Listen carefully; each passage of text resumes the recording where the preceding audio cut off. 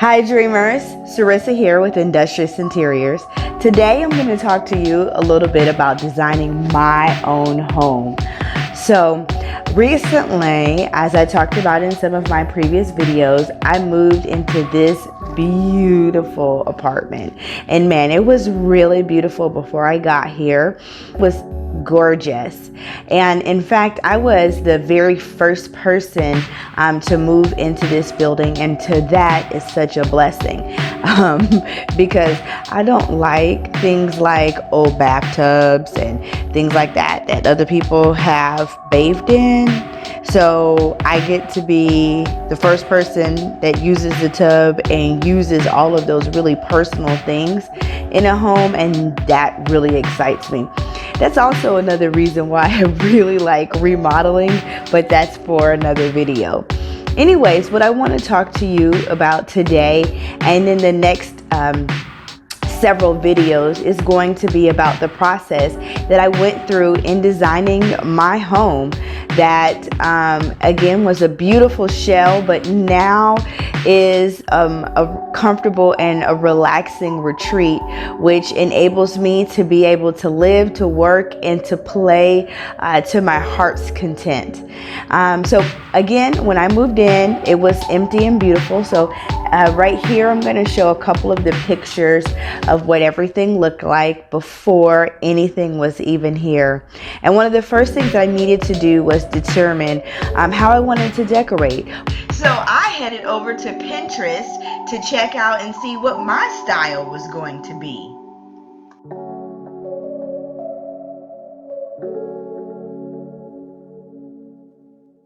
Okay. And that's great. You know, I had a Eames chair and some other pieces like that from the past. But what does that really mean? And what does it really mean as far as what is your style? And how do you figure that out? Well, being that I see a lot of different styles, it's very easy for me to determine what it is that I like and what I'm drawn to. And so that's what I would say for you as you're trying to figure out what is your style, what is it that you like. Think about what it is that you're drawn to. When you see a TV show, like for instance, I love the entire set of Mad Men. It's such a wonderful mid-century modern design. But I also like the home in The Incredibles, which is ultra modern, slick and clean, and gorgeous in and of itself as well. But there's some mid-century mod nods there too.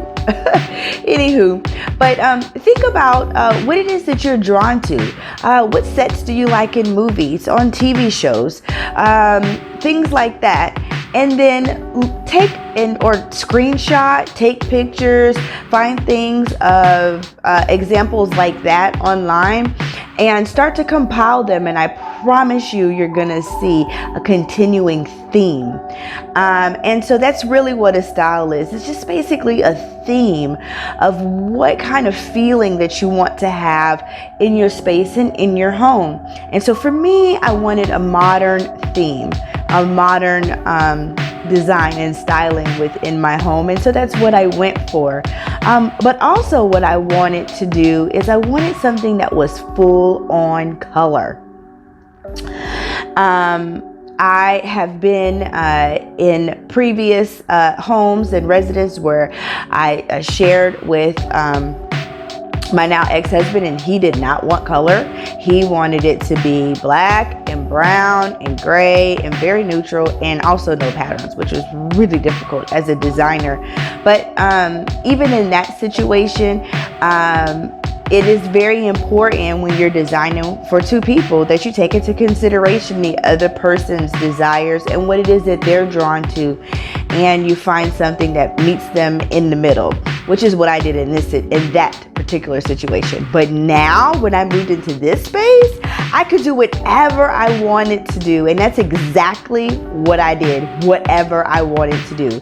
So I started out with this floor plan, which was really great. There's two awesome things that attracted me to the floor plan.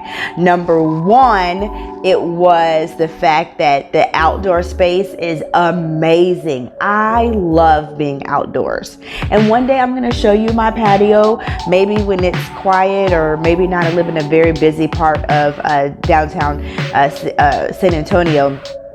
And so there's a lot of traffic out there, and if I can figure out how to get my sound right, then I'll shoot a video out there so you can see my relaxation space that I've made out on the patio.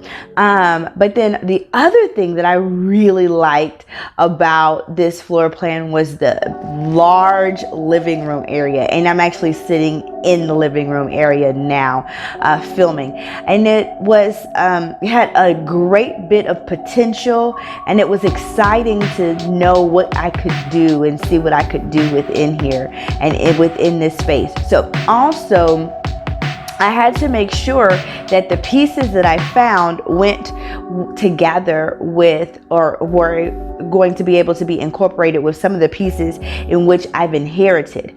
Now, several years ago, well into 20 years ago by now, my mother passed away when I was a teen, and I inherited a beautiful grandfather clock from her. I'm going to show a little picture of it. In fact, let me see if I can get it in the shot here. Oh, I can. There is my grandfather's clock that I inherited from my mother. My mother's had that probably since before I was even born, guys.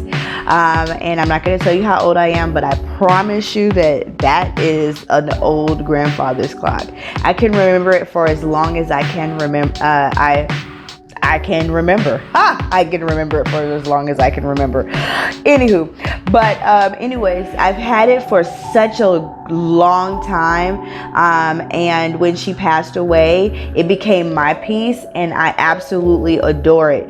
And while it is really more on the traditional side, I really wanted to incorporate it into my space and make it not feel like sore thumb, but make it feel like it was belonged, and it was supposed to be there, and all the pieces that I put in the room belonged with it. And so when you're designing, a lot of times I have people that will come to me and they'll say, okay, well, I really like this particular style, but I have this Queen Anne so-and-so. What can we do? Can I use it? Do I have to get rid of it? What? And, I tell them, I say, hey, listen, you don't have to get rid of it just because your current design style may be what I would consider may have happened centuries later, may be more up to date, more current. That does not mean that you have to get rid of those old, important heirloom pieces. But what it means is you can incorporate them in there. One of the things that I personally find a little limiting by certain design style names and types and tests and things like that is because I don't think that everybody is really one particular style. I mean, really, are you one particular personality type? Or you may be, sure, granted, you may say, okay, I definitely know that I am really heavy on one particular type of personality or what have you. But at the end of the day, not everybody can fit inside of a box. We are all unique. And you take a little bit from here, and you take a little bit from there, and you take a little bit from there, and that makes up a person's personality. And quite frankly, those little pinches of different things are the same way that we really determine what your style is. So when you are making the decision to embark on a remodel, design a new space, or switch up a few things, you can always mix and match and put things together from different eras and different designs and different design styles. Do not feel like you have to be inside of a box. Nobody put you there. You weren't created there, and you don't have to live there. And I promise you, I don't live there. In fact, I do my very best effort to help my clients get out of the box because it's fun. It's so much fun. So dreamers, I hope that you have a wonderful day. And I look forward to talking with you in the future about some other things that I'm going, that went into rather putting this design together for my apartment, of which I'll talk about foundational pieces. I'll talk to you guys next week. Have a wonderful day. Stay blessed. Thank you.